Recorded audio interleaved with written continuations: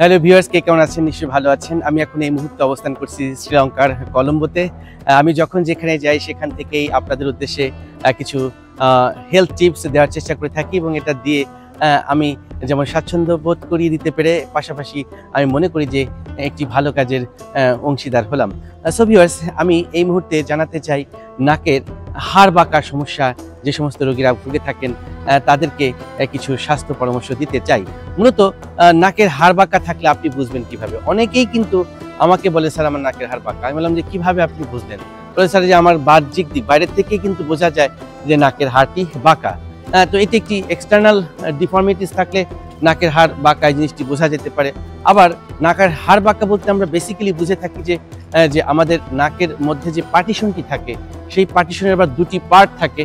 একটি হচ্ছে cartilaginous part আর একটা হচ্ছে বনি পার্ট। এই পার্টেও কিন্তু কখনো কখনো বাঁকা থাকে।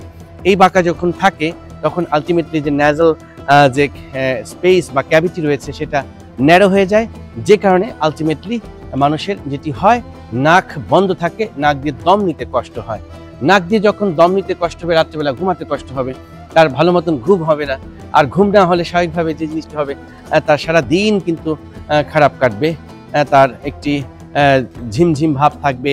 আস্তে আস্তে করে হয় কি যে মন মানসিকতা সব কিছুই নষ্ট হয়ে যায়, মেজাজ খিটখিটি হয়ে যায়। যারা স্টুডেন্ট রয়েছে তারা ঠিক মতন পড়তে পারে না, তাদের পড়ালেখা মন বসে না, মাথা ব্যথা করে, মাথা ধরে যায়, অস্বস্তি বোধ হয়। এখান থেকে সাইনোসাইটিস ডেভেলপ করতে পারে, যে কারণে কিন্তু মাথাও ব্যথা করে, বারবার হাঁচি হয়।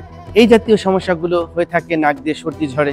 তো এই সমস্যাগুলো থেকে মুক্তি পাওয়ার জন্য আমরা কি করি সেই বিষয়টা একটু জানাতে চাই মুহূর্তে। ভিউয়ার্স, আমরা সাধারণত ইএনটি স্পেশালিস্ট যারা তারা রোগটাকে নির্ণয় করার প্রথমে চেষ্টা করে থাকি। আমরা প্রথমে এন্টেরিয়র রাইনোস্কোপ অর্থাৎ নাকটাকে ভালো করে দেখি। দেখার পর আমরা যদি বুঝি যে নাকের পার্টিশন বাঁকা রয়েছে, সেটিকে কনফার্ম করার জন্য কিছু চেক আপ প্রয়োজন হয়ে থাকলে সেটা করি। কখনো কখনো আমরা এক্সরে করছি, এক্সরে পিএনএস, আবার কখনো কখনো আমরা সিটি স্ক্যান পিএনএস। আমরা নাকের হাড় বাঁকার পাশাপাশি অন্য কোনো সমস্যা রয়েছে কিনা, অ্যালার্জিক রাইনাইটিস বা সাইনোসাইটিসের প্রবলেম রয়েছে কিনা সেই জিনিসটাও কিন্তু আমরা আইডেন্টিফাই করার চেষ্টা করে থাকি এবং সেই অনুযায়ী কিন্তু আমরা প্রয়োজনীয় ব্যবস্থা গ্রহণ করে থাকি।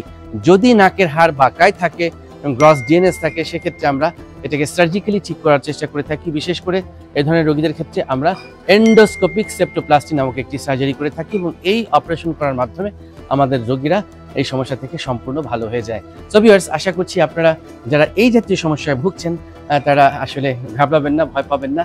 এটি সঠিক চিকিৎসা রয়েছে, চিকিৎসা করলে আপনি ভালো হয়ে যাবেন, সুস্থ সুন্দর জীবন উপভোগ করবেন। Thank you very much for watching this video.